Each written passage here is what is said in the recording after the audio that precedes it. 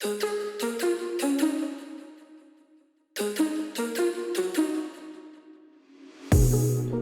guys, it's Sean with Nurse Dose. So just some housekeeping before we get started with this episode. My website's currently down because I'm trying to find a new host for it that is not super expensive. The URL will remain the same, but until then you can still listen to my podcast on Spotify, iTunes, and my Buzzsprout site, nursedose.buzzsprout.com. I also wanted to give a couple of shout outs. First one I want to give out is to one of my coworkers, Enrique, for recommending this podcast on Reddit, which has really helped with people actually finding my podcast.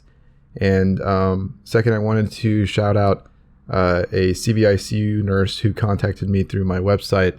Her name's Bianca, and she says that this podcast has really helped her and her coworkers, and she's given me a lot of good ideas for podcasts in the future, specifically things like devices such as Impella balloon pump, maybe some ECMO, and CRT, which is definitely something that I want to do. I kind of want to go over the hemodynamics first, so we will eventually get to that, but I'm going to start with foundations first. So anyways, thanks guys for your support, and yeah. So with this episode, I wanted to start a series that's focusing on hemodynamic parameters. I know hemodynamics is hard to fully understand, but I feel like if each value is broken down into bite-sized chunks, it can be a little bit easier to comprehend. So with this first episode of the series, I wanted to focus on one of my favorite values, and that is stroke volume. Stroke volume is the volume of blood that is pumped out of the left side of the heart with each heartbeat. The stroke volume measurement and variation in this measurement can help determine the fluid status of a critical or operative patient.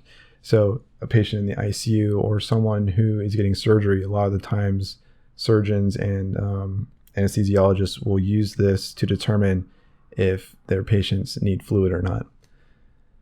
Stroke volume is also an indirect measurement of preload, just as CVP is. However, stroke volume has been shown to be more predictive of fluid response and resuscitation, as stated by the article that I'm going to have linked in the show notes. So a normal stroke volume measurement is between 60 to 100 milliliters per beat.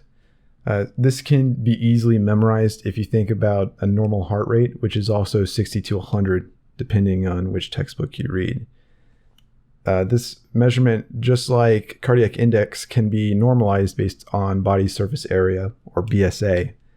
A bigger person is inherently going to have a larger stroke volume than a smaller person, but just because a obese person's stroke volume is 70 milliliters per beat doesn't mean that the patient is normovolemic. This is why a measurement that we call stroke volume index is used. It uses the same principles as cardiac index, and it takes the original stroke volume and divides it by the person's body surface area. And this normalizes the value to the point where we can compare it to other values into different people.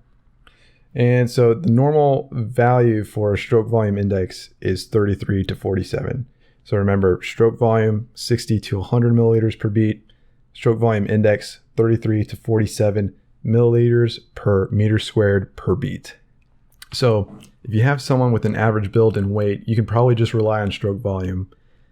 But in cases with very obese or very petite people, I'd probably go with the stroke volume index, because that'll probably give you the best data for what you're looking for. However, the best thing about stroke volume is stroke volume variation. This is a measurement that can only be accurately obtained in ventilated patients that are not spontaneously breathing.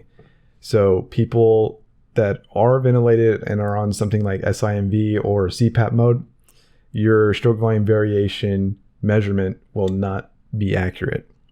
Stroke volume variation describes the variation of stroke volume of the left side of the heart with each beat. The predictiveness of fluid response by a patient coincides with this variation in stroke volume. So someone with a greater stroke volume variation is more likely than someone with no variation to respond to fluid. And the normal value for stroke volume variation is 10 to 15%.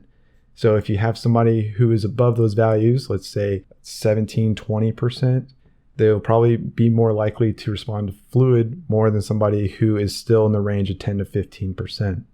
The only issue with stroke volume variation is the method of which you can measure it and obtain it. There are a couple of devices that can measure stroke volume variation, with the most popular being the FlowTrack system, which also utilizes the Vigileo monitor, which is manufactured by Edwards Life Sciences. So this system, all you need is an arterial line, the transducer that comes with the Vigileo monitor, and in the Vigileo monitor itself. And with these accurately hooked up, you can measure stroke volume variation, stroke volume index, cardiac output, cardiac index, and systemic vascular resistance if you have a CVP that's being transduced as well. So the way the FlowTrack works is this special transducer kind of analyzes the waveform of the arterial line to determine what the cardiac output is of the patient, and then uses patient metrics in order to calculate the other parameters, such as stroke volume variation. In addition to the specialized equipment, the patient must be intubated, like was said before, and on assist control or some form of controlled ventilation, as tidal volume and respiratory rate must be consistent for the stroke volume variation measurement to be accurate. So like I said before, they cannot be on SIMV, they cannot be on CPAP, and they must be at a very defined rate of tidal volume and respiratory rate. Otherwise, there's too many factors that could change what the actual data actually is, so you cannot actually rely on that number. However, if you do not have any access to these devices, you can also just look at the A line itself, and stroke volume variation can actually be visualized just on the A line. So if you see something that we call swinging, which is where the peak of the systolic wave rises up and down with respirations, you can safely assume that the stroke volume variation is pretty high. Because for you, in order for you to see that on a monitor, it's already pretty significant. So stroke volume and its derivative measurements, they're a great way to measure fluid status and predict responsiveness. It's often an underutilized and poorly understood metric, which I just think comes from a lack of education or inexperience with the monitors and the parameter itself. It teaches us a lot about the patient, and it can really help us manage them a lot easier than actually guessing. So I think it's something that we need to look at a lot more. And like I said, it's one of my favorites to look at whenever we have CABGs or post-transplant patients. So anyways, that's all I have for this episode, guys.